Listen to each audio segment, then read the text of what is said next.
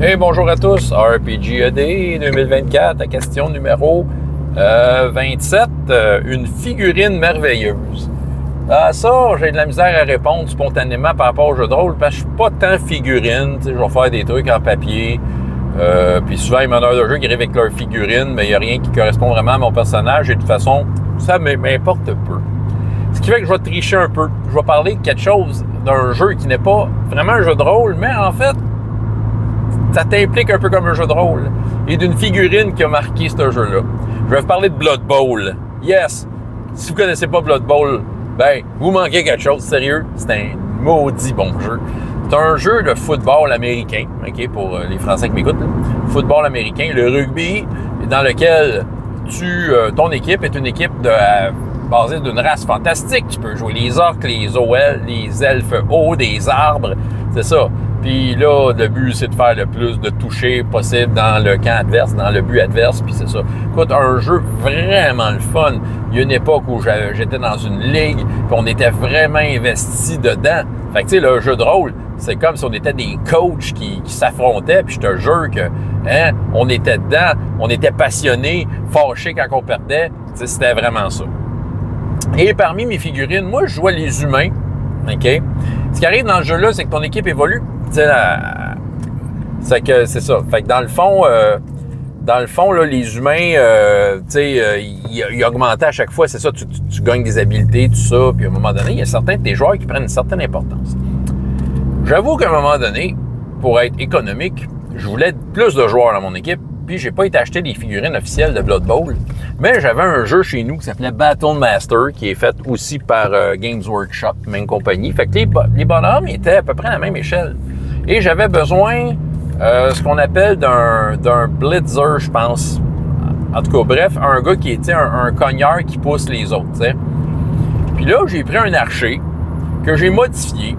Puis dans le fond, j'ai enlevé son arc, puis tout ça. Puis là, je l'ai peint aux couleurs de mon équipe. Fait que là, ça avait l'air d'un bonhomme cheap d'un autre jeu qui avait l'air d'un fou qui semblait tirer un arc invisible. Puis c'est ça. Fait que là, on dirait que quand il arrivait sa piste, toutes les autres équipes voulaient péter à la gueule. T'sais, il s'appelait El Cheapo. Le cheap. Parce que c'est un bonhomme cheap qui m'a rien coûté. T'sais. Fait que là, tout le monde, il voulait péter à la gueule, mais pour une raison quelconque, ce bonhomme-là était chanceux. OK? Il était très chanceux. Je veux dire, à toutes les fois que les dés roulaient, il roulait toujours pour lui. Ce qui fait que ça augmentait la mise. On dirait que c'était comme les autres équipes, tu sais, en dehors de gagner, ils voulaient écraser El Cheapo, puis il n'y arrivait pas. Il était chanceux, il s'en sortait tout le temps, il faisait tout le temps ce qu'il avait à faire. Il roulait les dés, puis tu sais, c'est ça, même dans les situations les plus improbables, il roulait bien, et justement, El Cheapo. À un moment donné, j'ai affronté une équipe de Undead. Pour ceux qui sont de Saint-Hyacinthe, là, c'était l'équipe à Garrett. Garrett, c'était un méchant fendant là, dans la gang. Dans sa ligue, il avait trouvé le combo cheaté. Là. Il prenait son vampire qui tenait le ballon, il entourait ça de squelette, puis il avançait une case à la fois, il faisait des touchdowns, il était inarrêtable. Évidemment, il s'est pogné contre moi, puis il voulait dire « Ah, c'est moi qui va tuer El Cheapo. » Fait que là, comment ça marche Blood Bowl, c'est qu'une des manœuvres, c'est que si ton bonhomme est sur le bord du terrain, s'il se fait pousser en dehors, c'est qu'il s'est fait pousser dans la foule. Et là, il y a une table de rencontre aléatoire pour savoir si dans le fond, si la foule est en train de tuer le joueur, parce que la foule est violente là-dedans. Je pense qu'en fait, son vampire était sur le bord du terrain, là, j'y vais de mémoire. Puis El Cheapo, il a voulu le pousser, mais son vampire, tu sais, il y avait direct l'avantage. En termes de probabilité, là, j'avais à peu près pas de chance de le pousser là. Mais j'ai roulé, puis je pense que j'ai trouvé, tu sais, il y a une des faces comme une petite explosion, là, fait que j'ai pogné le jet parfait, là, le yum, tu sais, contre le vampire, et je l'ai poussé dans la foule. Là, la foule, on roule. Lui, tu sais, c'est un vampire, il peut pas être tué, entre guillemets. Fait que là, on roule la table de la foule, puis il a pogné le pire résultat, la foule le tue. Fait que là, il prend son bonhomme, il le met comme dans la case des bonhommes morts. Mais c'est un vampire. Fait que ça se peut qu'il soit pas mort. Fait que là, le tour suivant, quand c'était son tour de jouer, il fallait qu'il roule un dé. Ici, il roulait, je pense, un 1, une affaire de main. Il y avait une chance sur 6. Là, c'est vrai, il était mort.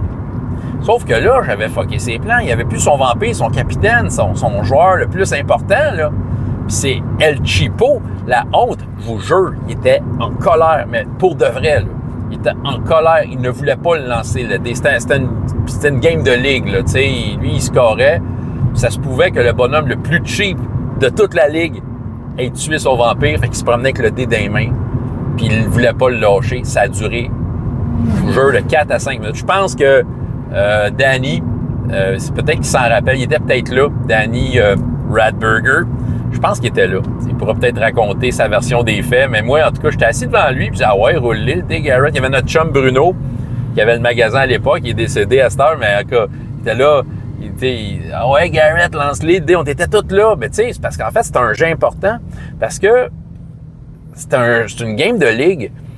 Puis je pense qu'il y avait les capitaines, en fait, il y avait les coachs, bref, les propriétaires de toutes les autres équipes qui allaient affronter celle de Garrett. Fait que c'est sûr que si le Vampire débarquait, écoute, les autres équipes, là, ça leur donnait une chance inouïe de peut-être pouvoir avancer dans le classement, tu sais. Il lançait pas de sa durée de 5 minutes. Là, il arrivait pour le lancer, puis il se virait pas. Il faisait ça de même, sérieusement. Il tenait, tu sais, je voyais là, ses jointures serrées, là, le petit cuir là, frotté, là. C'est ça. Puis à un moment donné, il l'a lancé, puis comme de fait, il a pogné ce qu'il fallait pas. La chance sur 6 que son vampire meurt, je te jure, il a pogné le dé a volé, je pense qu'on l'a plus jamais retrouvé. Je venais de tuer le vampire avec le bonhomme le plus cheap. À la fin, je pense que j'ai donné mon El Cheapo. Bon, on a fini la game. Je pense que, je sais pas si je l'ai gagné. Souvent, je gagnais pas souvent à Blood Bowl, mais mes joueurs faisaient chier, dont El Cheapo. Puis là, j'ai donné une habilité qui s'appelait Pro. Je pense que ça permettait de relancer des dés. Puis, dans le fond, il s'appelait maintenant El Cheapro. Drôle, hein? Fait qu'il faisait encore plus chier. Vraiment, il faisait vraiment chier. Fait que là, après ça, Garrett, il avait beaucoup d'argent, mais il avait mis genre 1 million de pièces d'or, tu sais, à celui qui ramenait la tête d'El Cheapo. Puis le restant de la ligne, personne n'a réussi à mettre El Cheapo à terre. Cette valeur, je l'ai d'une boîte quelque part. Je l'ai encore, ce bonhomme-là, mais voilà. El Cheapo, même si ça n'a pas été d'une équipe gagnante, c'était comme le joueur vedette qui écœurait tout le monde. C'était un bonhomme cheap, laid, mais il était efficace sur le terrain. Voilà, fait que j'ai parlé de d'autres choses d'un jeu d'autre, mais on s'entend, hein? C'est un petit peu rapport et c'est une histoire qui valait la peine et plus longue que les autres. C'était la question d'aujourd'hui. À demain!